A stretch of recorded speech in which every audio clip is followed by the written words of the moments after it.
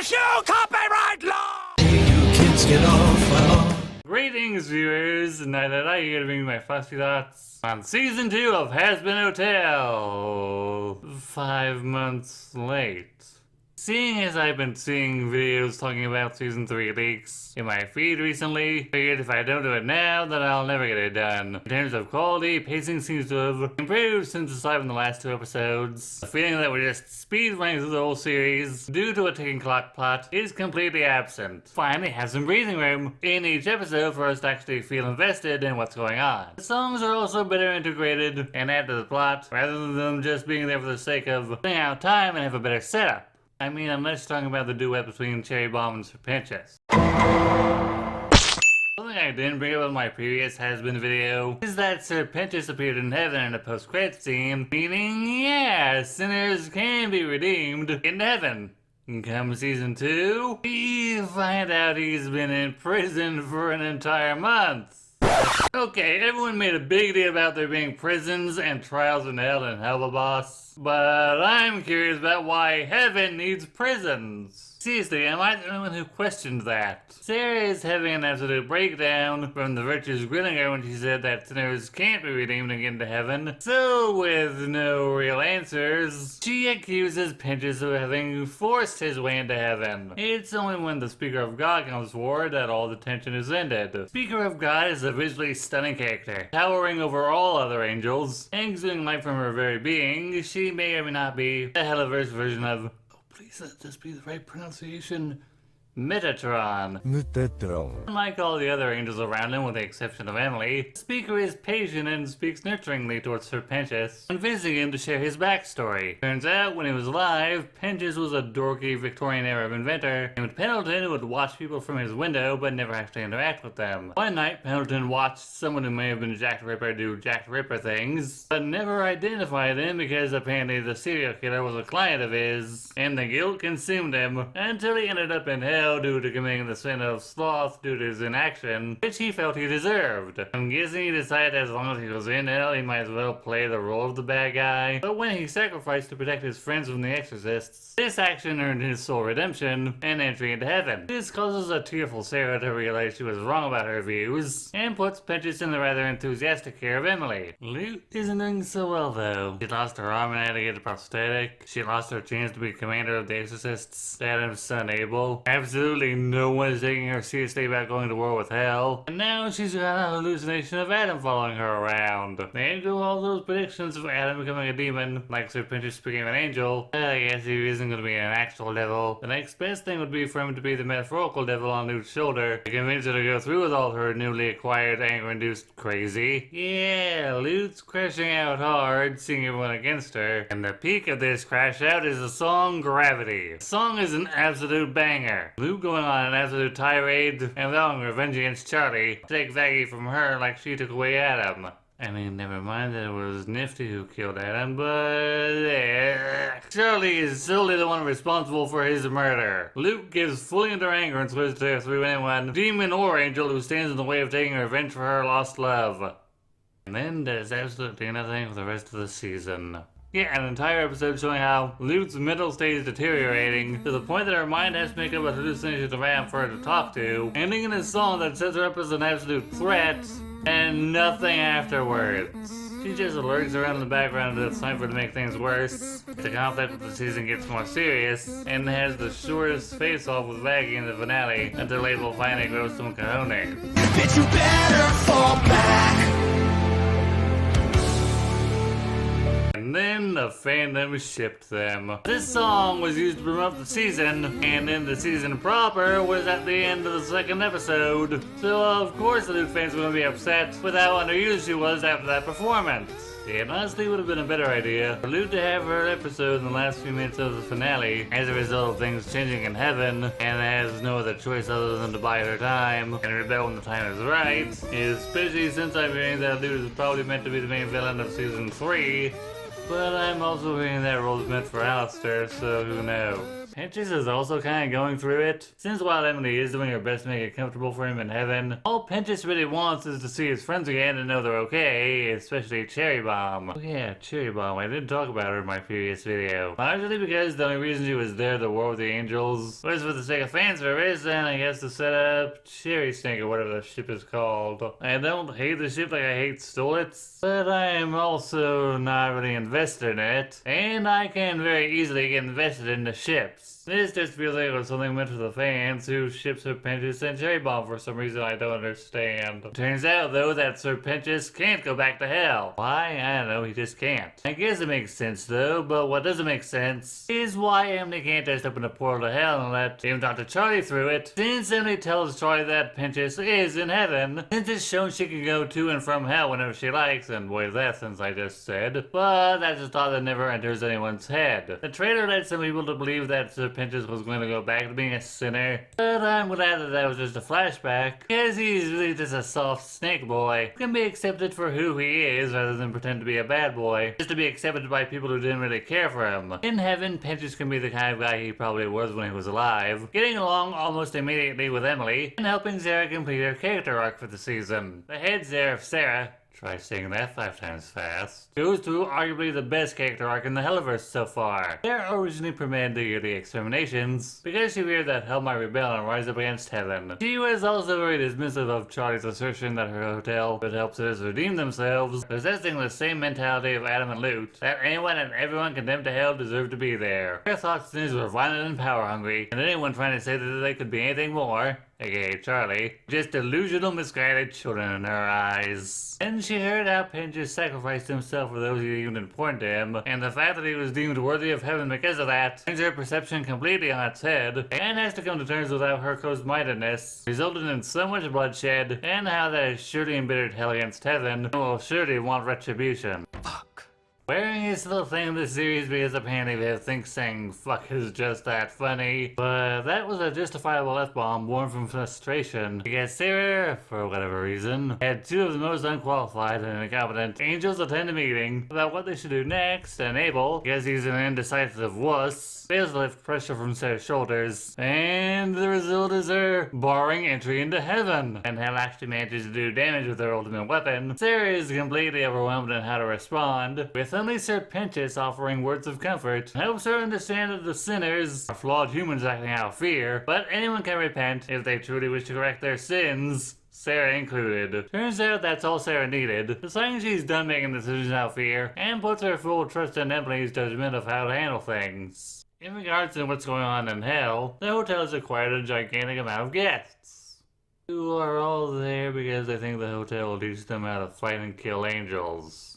The minute Charlie tells everyone what the real purpose of the hotel is, and anyone not there seeking redemption can leave, they all leave. Not sure what she expected. Again, Charlie, do you even know your own people? To be fair, we see a few cities just sort of bumming around in the background during the season, and one particular character did decide to stay. This is Baxter, and he's here to see if redemption is possible, being the hotel's a research subject. And Baxter was introduced in an animatic. Everyone accused him of being a Moxie clone. I like to call those people stupid. Moxie's an overly cautious, insecure, geeky, easily bullied, and high-maintenance simp. Baxter, by contrast, is a confident mad scientist with the traits of an anglerfish. They don't even have the same voice actor, so I have no clue where this idea of Baxter being a Moxie clone came from. Actually, I do. They're both short, and that's all people saw. We're getting another how-hop situation here. Baxter is, unfortunately, a rather underused character. We find out in the 3rd episode that he works for the big corporation Vox Tech, so a lot of people thought he was going to be a spy for Vox like Serpentis was supposed to be in the 1st season, only for him to really do nothing until the 7th episode where he helps the hotel residents because Vaggie fluffed his pillows the way he likes, saying he assumed that that made them friends. I get that it's a joke motive, it also shows just how uninvolved he was with the plot, until the writers decided to give him a vital role in the finale. Channel 666 News has been giving the hotel some rather favorable coverage,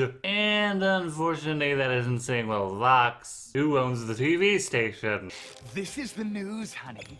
If we aren't scaring people with the title alone, it's not worth running. I'm so sorry, sir. You can punish me if you want to. Ew. No. Oh yeah, Katie's voice. I didn't comment on Katie Killjoy in my previous Hazbin Hotel video, as the character has so little screen time in season 1, but I can't get over the fact that they didn't bring back Faye Mata, and she did such a good job of portraying Katie as the ratings-hungry bitch she is. Instead went with Brandon Rogers of all people. Some people think Keith David is miscast in this show. I get that this is probably a reference to a character Brandon does on his own YouTube channel, but he's just doing Blitz's voice. It's gonna be real awkward whenever we get that crossover episode that was advertised. I'm bringing Katie up now because she is much more involved with the season's plot of the V's attempting to discredit Charlie in the hotel. They can keep regular citizens under their influence and exploit them later. The V's, Vox, Valentino, and Velvet, are 3 overlords, a class of demon with a significant amount of power and influence over the regular sinners. They were recurring antagonists in season 1, though I think would be more accurate to say that that would only apply to Valentino, considering he's the abusive boss of Angel Dust who keeps him trapped in a soul contract. Velvet does make the other overlords aware that an exorcist angel was killed, and suspects that Carmine Carmine might have had something to do with it. And Vox? Well, his only contribution to the season is sending Pentris to the hotel to spy on them, which ended in an absolute failure. They really could, and should, have been the antagonists for season 1. Because Spindlehorse couldn't be sure that Prime would give them a second season, they just focused on the deadline to Extermination Day, and had the hotel residents fight the angels. Now that we have season 2, though, we get to see just how dangerous the V's can truly be. Their plan is to slander the hotel, and present themselves as the voice for sinners who want to retaliate against heaven, all the fear and misery they've gone through, and seeing as how they control nearly every piece of media in Benegrand City the series takes place in, they have all the tools they need to accomplish phase 1 of their plan. What's phase 2? Rally the sinners into a war against heaven so they can conquer it. The whole plan was conceived by Vox. Using his past of having been a TV personality, gained a giant following so that it made him feel like a god. Wow, media moguls using news outlets and other platforms to spread propaganda, manipulate narratives, all for the sake of increasing personal influence and potentially political power. I wonder what real-world equivalent someone could compare this to. Yeah, this season really feels like it wants to be a commentary on how the media can be used to twist things in favor of unscrupulous people, and it works in this show for largely the same reason it works in real life. Ignorant, angry, fearful masses who are prone to bias towards the side they favor, while being unaware how they're really just stepping stones for the people they're supporting to gain more power than they already have. I'm kinda disappointed that this season didn't introduce Elsa Von Eldritch, since apparently she and Charlie were huge rivals during their schoolgirl years. Going by that and her design, she kind of comes across as the kind of shadow, rabid bitch who would love to take down someone she beefed with in high school. If you know anything about this character, you'd probably assume she would have loved to give the V's dirt on Charlie. Oh well, another time I guess. While the V's are the antagonistic force this season, it's really Vox who's at the center of everything. How much you liked Adam as the villain of the first season kinda depends on how much you already liked Alex Brightman. But even if you've never heard of Christian Borle before this show, he is incredibly entertaining in the role of Vox. 1 smoothie, please.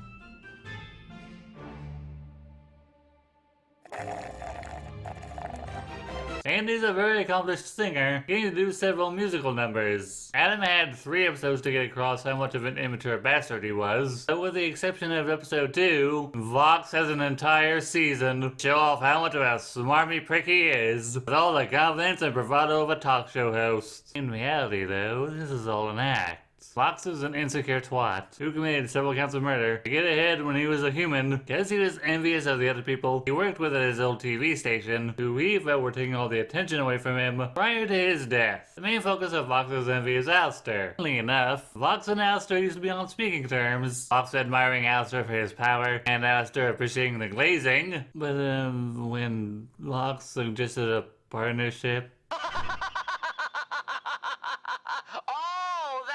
Oh, you're serious? Oh, come now, Vox. I knew you could be pathetic at times, but I didn't realize you were so weak.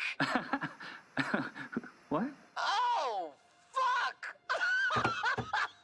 You need me to join your team. And here I thought you might actually be approaching my level, but asking for assistance? A partnership?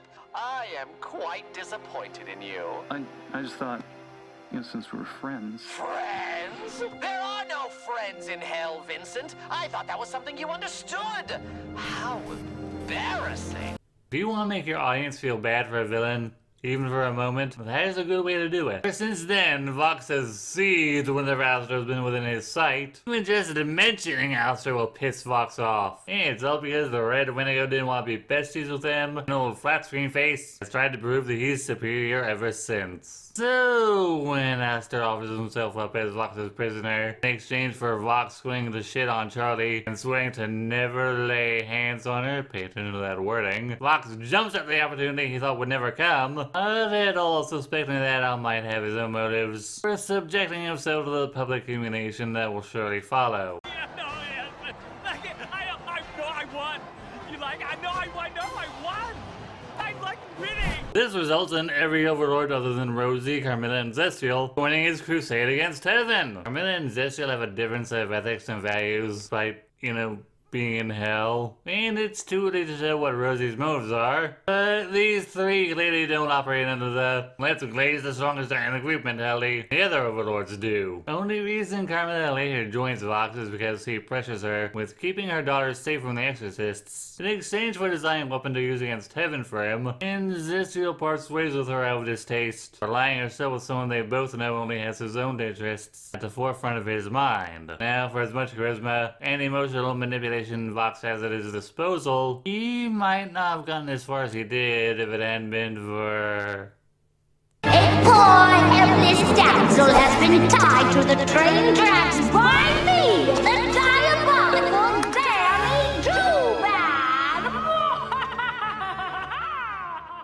One of the more controversial issues of this season was Charlie's significantly poor behavior that caused a lot of people to really dislike her. When Emily confirms that Pinches is in heaven, this kind of gives Charlie an inflated ego, assuming it was a result of the hotel, when really it was the powers that be rewarding him for acting against the sin that got him condemned. And when she sees the V's using Channel 666 News to slander her, this threatens her ego, so she invites the people slandering her to the hotel, despite them clearly having no interest in hearing her out. And Vaggie and Angel are telling her what a bad idea this is. Vox and Velvet aren't even hiding the fact that they're twisting her words, so how do Charlie think this is gonna go? Vox also brings up a pretty good point. How do you know he's actually, up there? Did a little angel fly down tell you that? Yes! Well, technically she used a portal, so, I think we've heard enough. Velvet, call the limo. What? You can't leave yet?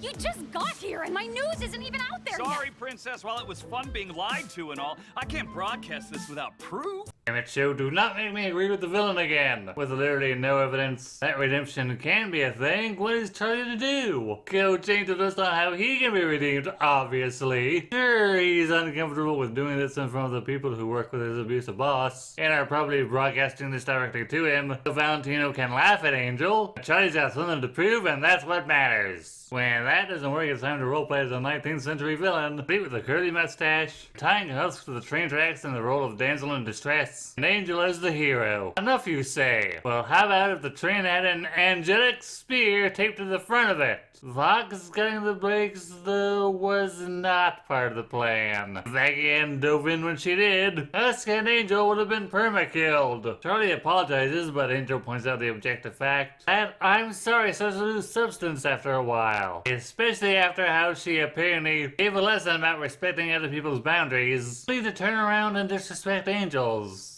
For the second time. Yeah, while I was writing this, I remembered this is the second time Charlie's ignored Angel's boundaries. In season 1, she showed up at Val's studio with the intention of asking him to give Angel time off for the hotel, and Angel asking her to leave since he knew Val would assume it was his idea and take it out on him. And she seemed to understand that that was a bad idea, especially after causing a fire, and apologized later on, but here, he's once again ignoring Angel's discomfort for something important to her. After a rather scathing cover story that was edited to take everything Charlie did and set out of context, Charlie's next move is to go on 666 News, assuming that there's no possible way that the V's can manipulate the narrative during a live broadcast. She don't know the mainstream media too well, do she? They don't want to hurt us anymore.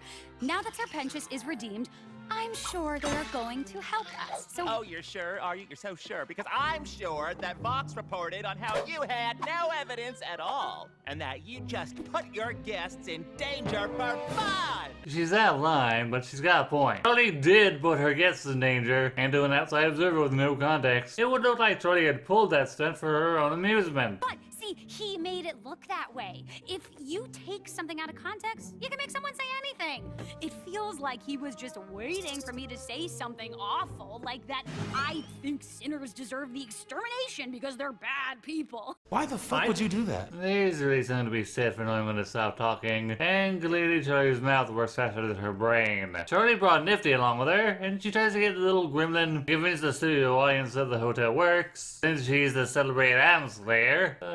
This just gives Nifty to go off in her own little world, and is no help at all. We're getting lost in song though. Then there's Vox's rally. Oh god. Vox's rally. That may need to be its own section. This really isn't solely a Charlie thing, as it is a collective of naive decision making. Charlie does do a pretty egregious thing after a rally Vox holds. So who knows, maybe it can still work. Maggie goes to Lucifer and suggests that he smite Vox, or at the very least scare him into backing off of Charlie. Yeah, not like Vox, maybe his supporters could spin this into a desperate attempt from Charlie, getting her daddy to scare her biggest critic into being silent or anything. But hold on, Lucifer reveals to Maggie that he can't harm sinners. That is as much a punishment for him as it is for everyone who got sent to Earth, and Lucifer's punishment is he can't harm the sinners. Some people raised a sting about this, but I can understand and will defend it. If you have a character who's pretty much a physical god and can solve any problem, there goes any serious tension, and essentially the plot of a conflict-driven narrative. It's why Discord from My Little Pony was devoured twice, completely absent from the movie. Then Lucifer showed up in the season 1 finale. He pretty much beat the crap out of Adam easily, and I'm guessing someone realized that having the King of Hell show up to beat the bad guy, as cool as it was too easy a solution, so they nerfed him, due to the season 2 antagonists being human sinners rather than homicidal angels. That said, Lucifer is convinced to go to Vox's rally to throw a scare into him, for Vox not to be intimidated by Lucifer, and even insinuates that Lilith left him for being complicit with the injustices of hell. As if things couldn't get any worse, the angels and Charlie show up, there having been convinced to go down to hell to express her regrets of having authorized the exterminations, and how do you think that goes? Are those gift baskets? No, wait. No, wait, you are apologizing for genocide with gift baskets? Okay, remember what I said earlier? This goes beyond naivety. This is just absolutely tone deaf. It'd be like if ex-Nazi soldiers showed up to a synagogue with a wreath reading, "Sorry we worked for Hitler." Things just get worse for the angels, with Luke going off on Vox, and Sarah feeling pressure from the angry sinners, saying that violent, power-hungry sinners like Vox is the reason she authorized the exterminations to begin with. And this is the line that made me put my face in my hands. I get that tensions were high, but that is the worst possible thing that could happen here, since it emboldens Vox and he declares war on heaven, full support behind him. And now we get to what really made people hate Charlie this season. Where the fuck is my dad? What? Dad, I know you're here! No, I'm not. Dad, what the fuck were you thinking? You threatened Fox? Sweetie! I promise I was just trying to help, okay? You see, Vav knew over there told me you were having trouble with this guy, and... I'm sorry, what?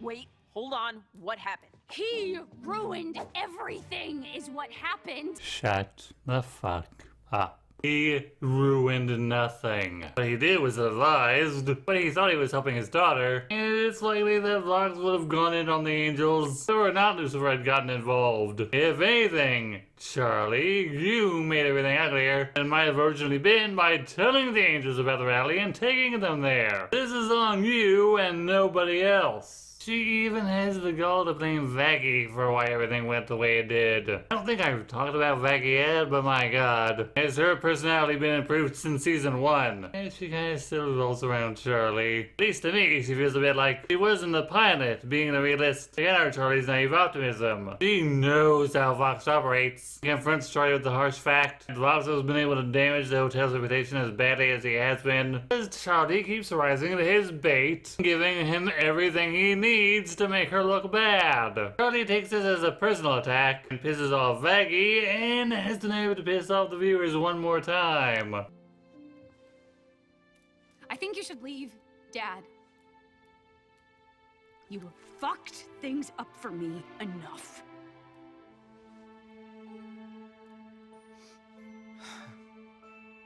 Okay. I've heard that Charlie is the character Vizzy Pop relates to the most, and that's fine. A lot of creative minds have put aspects of themselves into characters they create, like Jim Henson did with Rolf and Kermit. But does Viv really want to come across as someone insecure, easily rises to obvious bait, and craves validation and praise? I think the worst part where it concerns Charlie is this isn't bad writing, it's intentional. The character needs flaws, otherwise you get a bland, boring man of a person. But so many people feel that Charlie's characterization this season has just made her a really unlikable protagonist. At least season 3 can repair the damage, though considering that Charlie craves validation due to having severe mommy issues. Yes, mommy issues, not daddy issues. I'm not too sure. Let's move away from Charlie and focus on a character some people say is unworthy of the praise the fandom gives him. Alistair isn't doing so hot since Adam beat him, having a big scar in the middle of his chest, his staff busted in half. Then there's the fact that Lucifer is hanging around the hotel now, and antagonizes Alistair to the point that he just rage quits and goes to see Rosie. Surprise! It turns out that Rosie owns Alistair's soul, meaning that Alistair's in the same position as Angel and Husk. Rosie even calling Alistair her pet, like Alistair did to Husk last season. Alistair lived a double life when he was human on Earth, an up-and-coming radio host by day, and a serial killer who may have been a cannibal by night.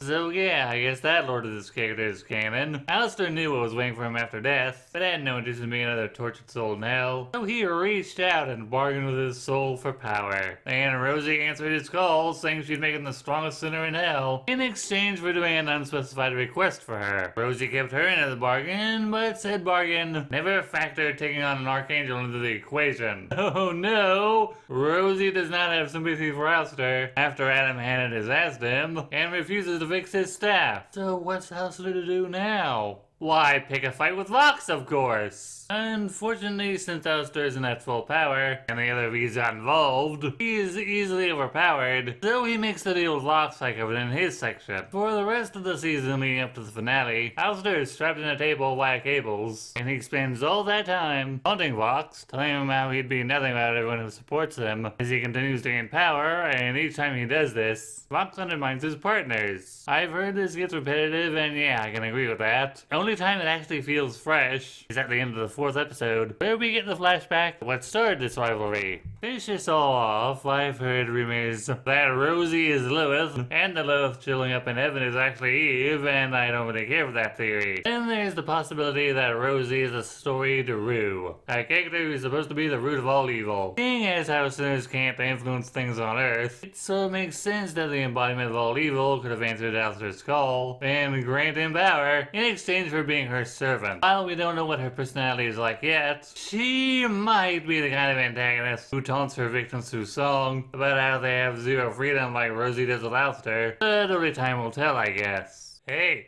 you like petty girl fights? Because that's what's going on with Charlie and Vaggie, especially after seeing a news report that Carmilla is working with Fox. For some reason. Being as fed up as I am with this, and taking advantage that Alistair isn't around to force him to stay at the hotel anymore, Husk simply abandons the hotel, leaving for a hotel that I have heard belonged to him before Alistair claimed his soul. Husk feels free after a long time, indulging in gambling and drinking, and belts out the song Love in a Bottle, which shows off Keith David's singing talent. The next song we get in this setting comes from a cross-dressing angel who apparently moonlights as a cabaret act. And ooh, does this and the later conversation between inspiring cat really feed those Huskless fans, giving people the impression that Husk just might be pansexual. Of course, he's also been getting good and drunk, which might explain why he's checking Angel out, but hey, don't let me blow holes in your ship. It's at least better developed than that ship. This nice bit of character interaction, though, is interrupted by Val texting Angel for a job. What kind of job? Oh, poor little angel dust.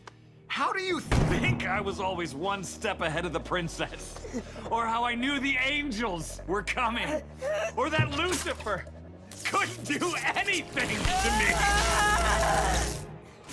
Think back. Any late night jobs you can't quite remember?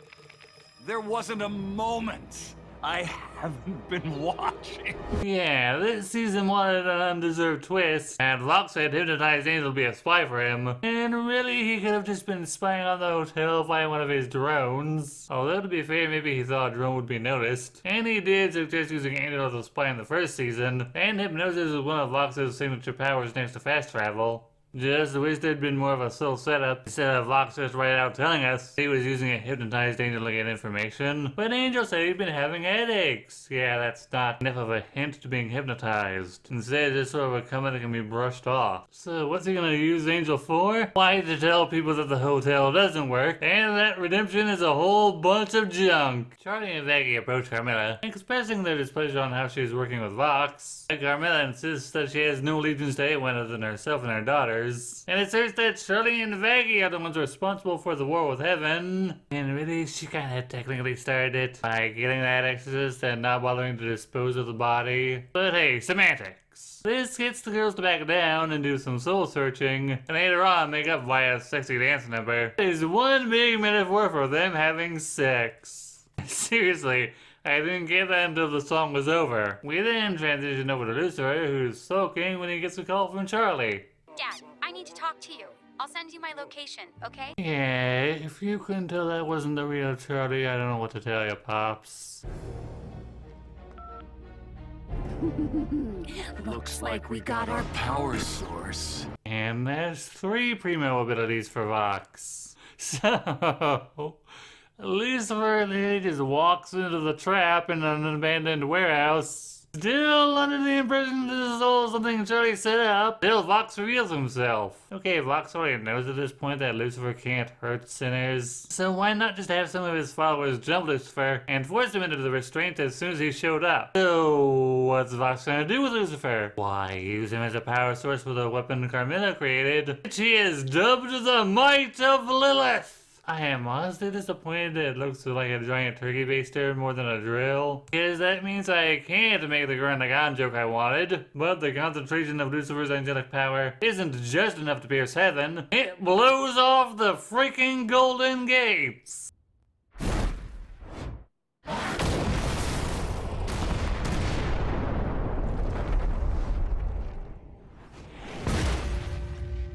This whole display has the hotel residents in a panic. Harry and Husk want to go out and find Angel. Baxter insists on barricading the hotel. And Shirley's just being absolutely useless, trying desperately to contact her mom like she has all season, when she hasn't been making an ass out of herself. She does get a call from Vox though, inviting Charlie over to her little party, where Vox and all of his supporters will be prematurely celebrating the conquest of heaven. Charlie, finally acting like the proactive protagonist she's supposed to be, decides to go to the event to try and stop whatever the TV hit has planned. Emily literally drops out of heaven to tell everyone present that Sarah is willing to help thwart Fox's plans. It suggests that they broadcast that Pinchas is in heaven. But a coincidence that Baxter claims he can rig Fox's system and broadcast Pinchas' existence in heaven throughout all of hell, despite establishing himself as a biochemist. Yeah, as good as this season might be, it's not without plot holes. Baxter says all he needs is someone in heaven with an equal intellect to make it work. You Pinchas! We're then treated to When I Think About the Future, which I can only describe as a medley of the season's previous songs, more or less set to the same rhythm. If you legit think the songs this season have sucked, then I'm sorry. You just don't know what good music is. The only issue I personally have with the song is that it tries to make us feel bad for Val, who fears that Vox might abandon him once the V's succeed. Do not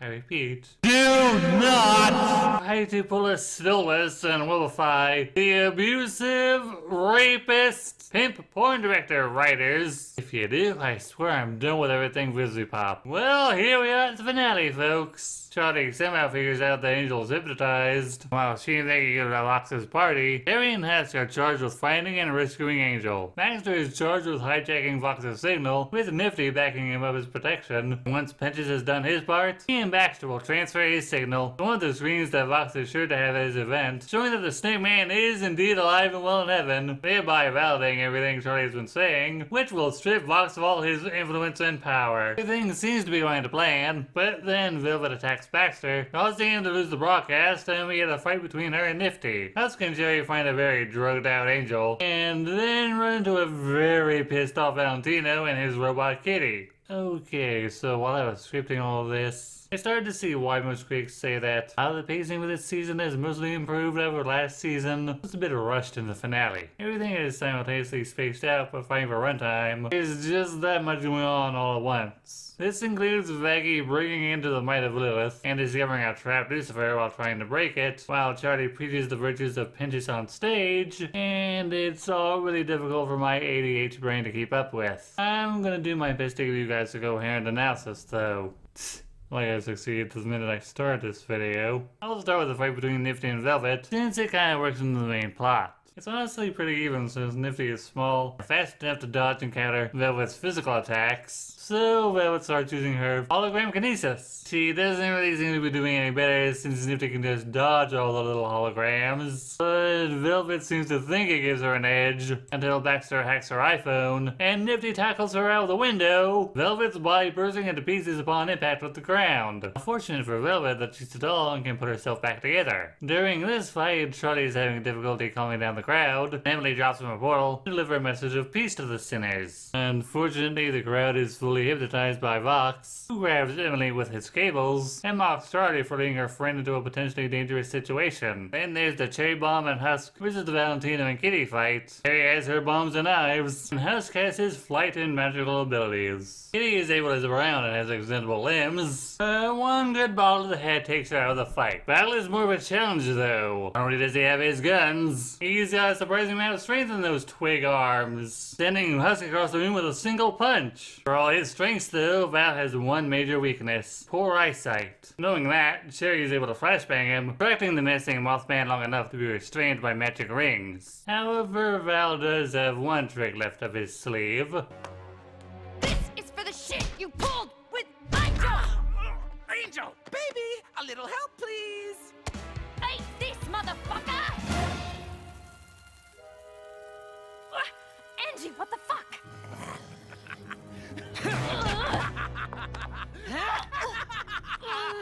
Fortunately, Vox's hypnotism can apparently be undone by one good punch to the head, and Val is blasted out the window by one final magic trick. With Charlie at his mercy, Vox orders her to declare him the strongest sinner in hell. Not Lilith, not Alistair, not the bees.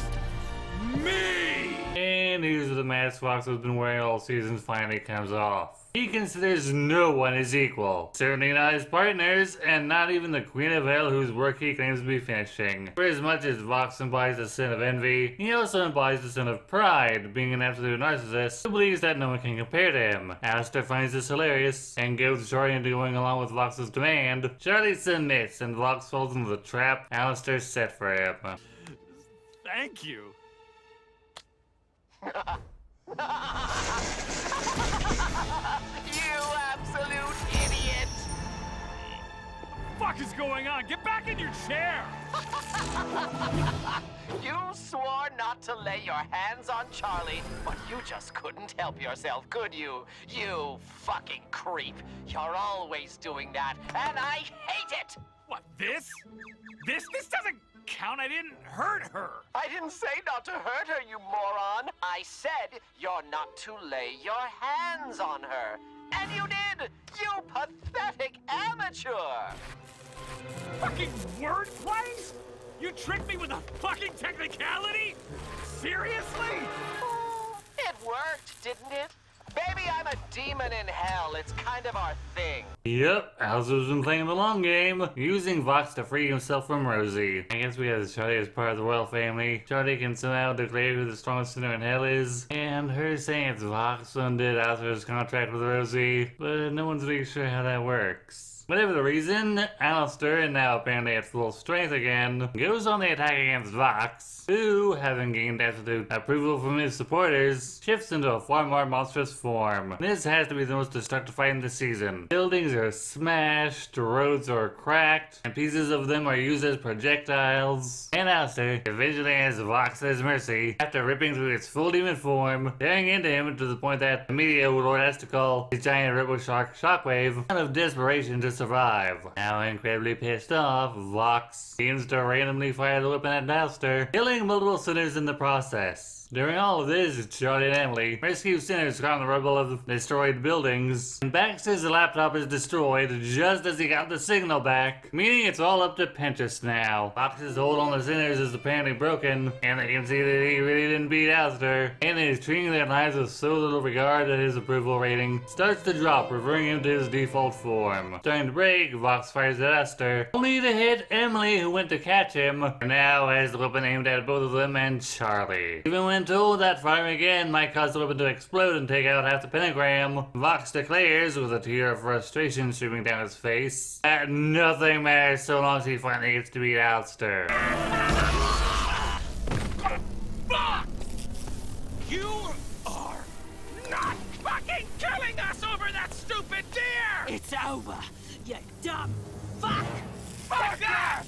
This is my moment! My fucking destiny! I'm a fucking god!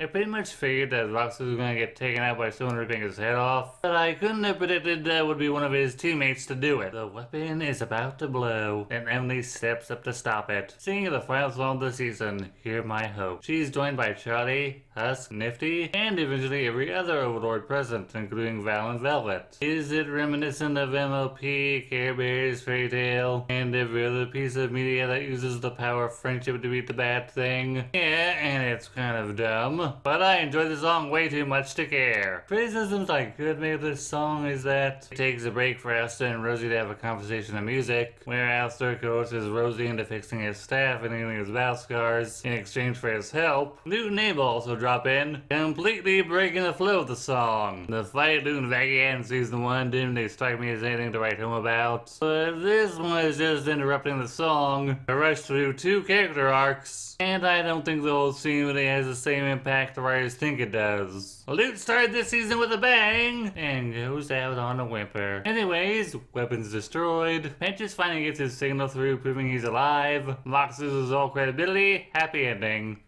Except Angel feels he's become too much of a liability to the hotel, knowing he is being used by Vox, and goes back to living at V Tower. The last choice I ever got to make was when I signed my soul away. Angel, please don't. I'm sorry. Just do me a favor Angel. and forget you ever knew me. Angie, no! Please, come back. Oh boy, the shippers must have been feasting on this. It was Blake Roman, Christina Labo, and Keith David for such excellent delivery. Oh yeah, before we close out the season.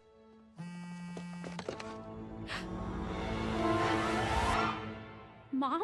Nope, you baited me into thinking I was going to see this at the end of season 1. I'm not going to let you do it again. I was very, very critical of season 1. That's because it very much felt like a rough draft that got the green light, having a lot it wanted to do, and very little time to do it in. It just came out looking like a mess, especially when compared to Invincible, which also has 8 episode seasons, but far better quality control. So long as we can overlook some of the animation issues. By the time season 1 ended, I could practically hear 2 specific critics say, Look, I knew this show was gonna be bad, and you're all dumb for defending it. I just find that way, way, way more grating than any sex joke that Viv could write or dropped F-bombs. Season 2 took a lot of the issues and mostly corrected them. Although at times it feels like Viv may have taken some criticisms people had of the show, like there being an overabundance of red, and gave them to the villains as if that would make them less valid.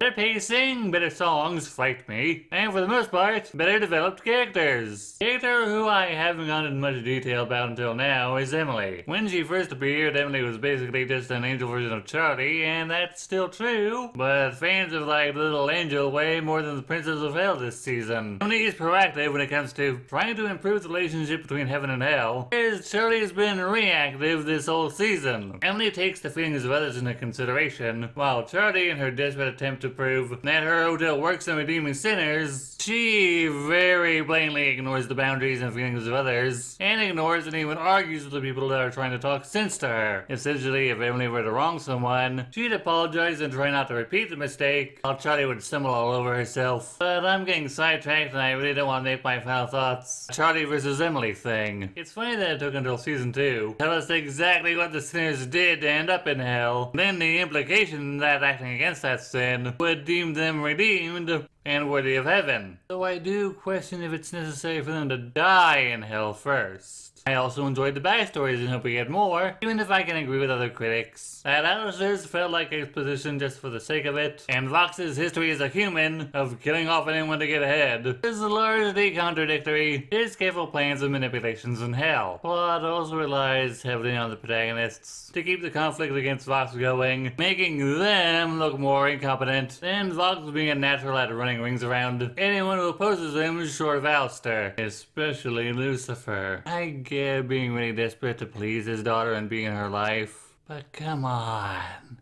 You should be smarter than this, shedding goofball or no. Something that surprised me way more than Lilith/Eve having an hourglass figure in this world of stick figures is hearing that the exterminations had only been happening for 7 years. Yeah, being hunted down and killed in cold blood once a year might feel like a long time to the victims. By the way it was worded in the premiere episode, I assumed this has been going on for centuries. And on the thought of exterminations, some people are saying that Lude might be the next antagonist for season 3, but I don't think we're done with the V's just yet, especially Val. There's also the very, very, very, very strong implication that Alistair might have his own plans in regards to Lucifer, because yeah, he definitely has his own moves and agendas. Only time will tell, and considering that we're getting 5 seasons, we've got a lot of time. I usually tell people that a project I'm doing will take half a month. Finishing the script and recording this actually took me the better half of April. I have like 28 audio files. It's gonna be a nightmare to have to edit all of this together. Overall, I enjoyed this season way more than season 1, and I hope the show can continue to improve going forward. This is Night Ally saying thanks for letting me share my thoughts. Please share yours with me.